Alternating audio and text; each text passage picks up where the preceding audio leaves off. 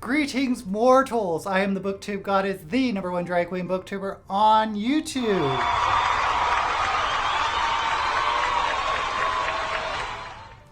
I've read a very interesting novel about cannibal nuns.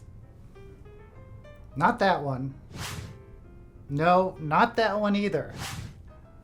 That's the one. Star Eater by Kerstin Hall. This is Kerstin Hall's debut full-length novel, which was my pick for Shelve It or Shove It in July.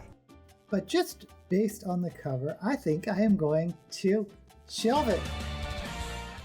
And I'm always interested in finding new authors through their debuts. Kerstin Hall is a South African writer who has published a few novellas, but this is her first adult fantasy novel. And it has quite the interesting premise. But first, we have to talk about the magic system. This is one of the most disturbing magic systems that I've ever encountered. It is completely unique and terrible. Let's premise this by saying that the magic powers aren't that exciting. There's basically two powers. The first is the ability to influence people through some sort of telepathy. The second is basically a form of telekinesis. But it's how you get these powers that is special. Basically, you have to be a woman. Some women in this world are infected somehow by a sort of mystic disease. Those who have it have the aforesaid magic powers. Now, the women cannot pass their powers on to other women, only to their daughters. And here's the first rub. Men that they have sex with gradually turn into some sort of monstrous zombie werewolf Lovecraftian horror hybrid. And if these women don't have sex and procreate, the magic powers will die out. By the way, it is made explicitly clear that artificial insemination does not work. They have to actually have coitus with men. The other rub is that in order to actualize their magic, they have to eat the flesh and drink the blood of women who have the power. The magic system itself is like a combination of Robert Jordan and Clive Barker if they had a little magic baby. Because I am reminded of the Aes Sedai in the Wheel of Time, where women can channel magic and are fine, but the men who channel magic become corrupted. I'm also reminded of some of the depraved rituals that lurk in the mind of Clive Barker, especially the character of the Immaculata in Weaveworld. Now, I should emphasize that I don't think this novel is derivative of either of these authors, just some associations that spring to my mind. Okay, getting back to the magic system, here's where things get interesting. A religion has risen up around the magic in this world. So the society is ruled by the women with the magic powers. And they have a very strict hierarchy, from acolytes to reverend mothers, or maybe they're just called reverends. Anyway, their first call of duty is to procreate. And since men who have sex with them turn into monsters, the men they choose are culled from the prison system and forced to have sex through mind control. Now, the young sisters they have sex with aren't exactly enthusiastic participants either. But it's shrouded in ritual and they do their duty, however unpleasant they may find it. Now, what about eating other sisters in order to activate their powers? This is where things go crazy bizarre.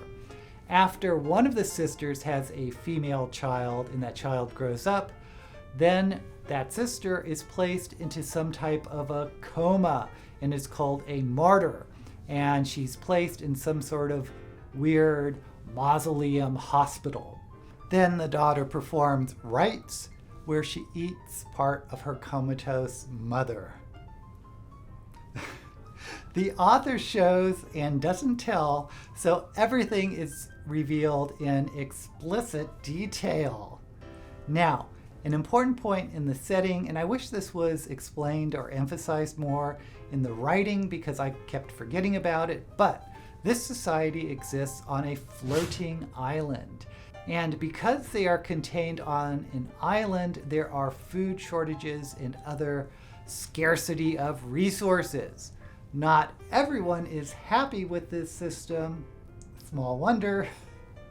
And there have been uprisings to overthrow the sisters, but they have always failed because, the sisters have magic on their side. Oh, let's talk a little bit more about sex, because who doesn't want to talk about sex?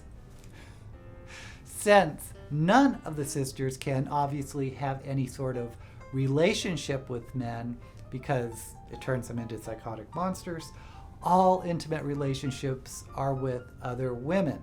So we can call this a tale about lesbian cannibalistic nuns. Because the rituals involve eating the flesh and drinking the blood of martyrs, you can't help but make connections to Christianity, especially since the clergy are called reverends and sisters.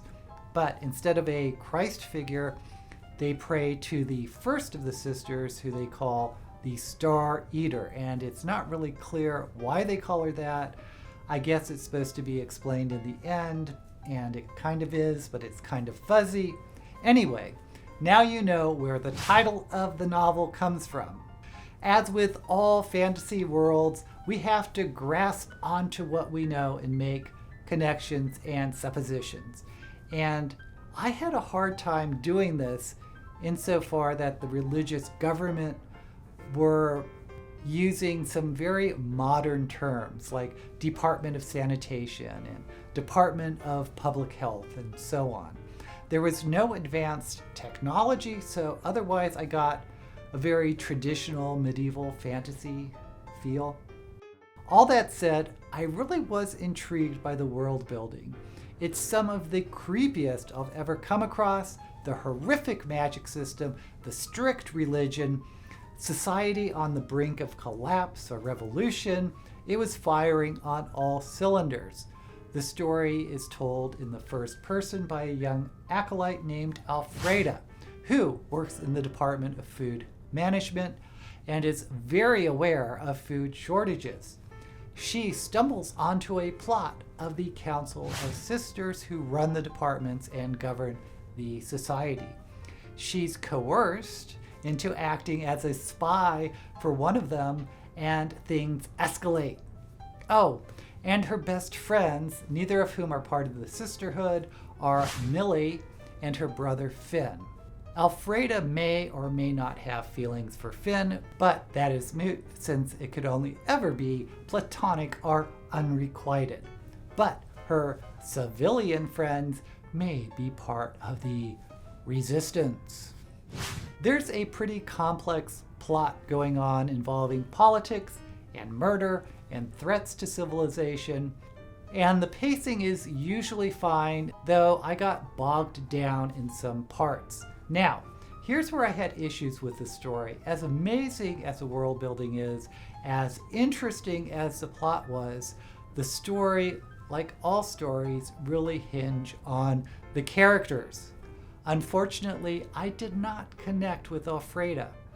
She started off as kind of meek and subservient, so I was expecting a big character arc, and she did seem to change, but it wasn't very smooth or dramatic, and I ended up not really caring about the main character, and therefore I didn't really care about her relationships with the other characters, which is a big problem since these relationships were really meant to have a big impact, especially at the end. I was really excited about the story when I first started the novel. However, by the end, I was just kind of lukewarm. But the world building. I'm going to have to give this novel my blessing. And a blessing means that I recommend the novel. And I think I do just based on the world building. It was that interesting, but full disclosure, this is a tepid blessing. I had issues connecting with the main character, and that is a big problem.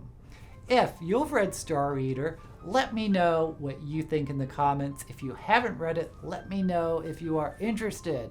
And don't forget to like this video, subscribe to my channel, and hit that notification bell. Until we meet again, may all the books you read be blessed.